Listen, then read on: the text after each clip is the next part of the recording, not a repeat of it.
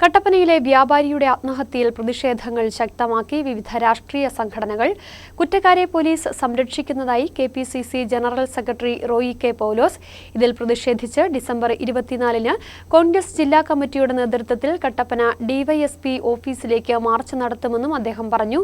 കുറ്റക്കാർക്കെതിരെ കേസെടുക്കുന്നതുവരെ സമരവുമായി മുന്നോട്ടു പോകുമെന്ന് ബിജെപി ദേശീയ സമിതി അംഗം ശ്രീനഗരി രാജൻ പറഞ്ഞു.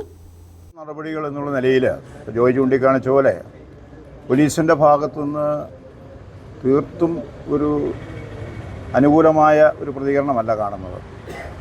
എടുത്തിരിക്കുന്ന കേസ് യഥാർത്ഥ കുറ്റവാളികളെ അതിൻ്റെ അകത്ത് ഉൾപ്പെടുത്തിക്കൊണ്ടല്ല എന്നാണ് മനസ്സിലാക്കാൻ കഴിഞ്ഞിട്ടുള്ളത്. വളരെ കൃത്യമായി ആരാണ് ഇതിന് ഉത്തരവാദികളെന്ന് മരണപ്പെട്ട സാവു എഴുതി വെച്ചിട്ടുള്ളതാണ്.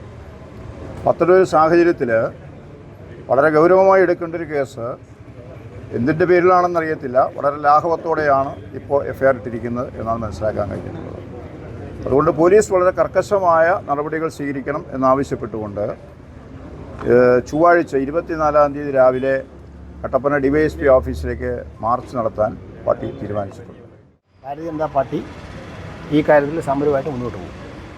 നിങ്ങൾ മനസ്സിലാക്കേണ്ടത്, ഇത് സ്വാഭാവിക മരണത്തിനാണ് പോലീസ് കേസെടുത്തത് എന്ന് വെച്ചാൽ ആത്മഹത്യയാണ്. അപ്പോൾ അതിൻ്റെ പിന്നിൽ പ്രവർത്തിച്ച എങ്ങനെയാണ് എന്നുള്ള കാര്യം ഇപ്പോൾ തന്നെ മാധ്യമങ്ങളിൽ വെളിയിൽ വന്നിട്ടുണ്ട്. അദ്ദേഹത്തിൻ്റെ ആത്മഹത്യാക്കുറിപ്പിൽ ആളുകളുടെ പേര് പറയുന്നുണ്ട്. ഇതുകൂടാതെ മാധ്യമങ്ങളിൽ അദ്ദേഹത്തെ ഭീഷണിപ്പെടുത്തുന്നതിൻ്റെ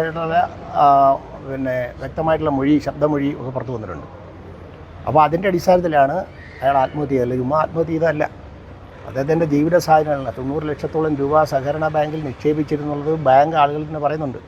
അത് പല ഘട്ടങ്ങളായിട്ട് തിരിച്ചു കൊടുത്തു. ഇപ്പോൾ മരിച്ചതിന് ശേഷം ഇപ്പോൾ തിരിച്ചെത്ര കൊടുത്തു എന്നുള്ള കാര്യം അവർക്കുണ്ടാക്കാം.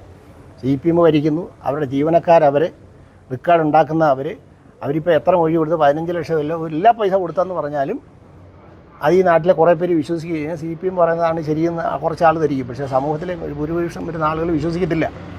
മനസ്സിലായോ? അപ്പോൾ ഈ സംഘം UDFൻ്റെ കയ്യിലിരുന്ന സംഘമാണ്. അന്നേ കുഴപ്പമുണ്ടായിരുന്നു. ഇവർ നന്നാക്കാൻ മേടിച്ചാണ്. ഇവർ നന്നാക്കാൻ മേടിച്ചിട്ട് പക്ഷേ അവരാളിനെ കൊന്നില്ല. ഇവരാളിനെ കൊന്നു എന്നുള്ളതാണ് പ്രത്യേകത. നന്നാക്കി കട്ടപ്പനയിലൊരു വ്യാപാരിയെ കൊന്നു എന്നുള്ളതാണ് പ്രത്യേകത. അപ്പോൾ അതുകൊണ്ട് ആ കൊന്നതിൻ്റെ കൊലക്കുറ്റത്തിന് കേസെടുക്കണം. ചുമ്മാ കേസെടുത്താൽ പോരാ. ഇവിടെ കട്ടപ്പന CAയും DYSPയും ജില്ലയിലെ പോലീസ് സൂപ്രണ്ടന്മാർ ആഭ്യന്തര വകുപ്പിൻ്റെ കീഴിൽ എന്താ നടക്കുന്നത്? പോലീസ് CPMൻ്റെ നേതാക്കന്മാരുടെ ആജ്ഞാനുവർത്തികളാണെന്ന് ഇതിനകം തെളിഞ്ഞിട്ടുള്ളതാണ്.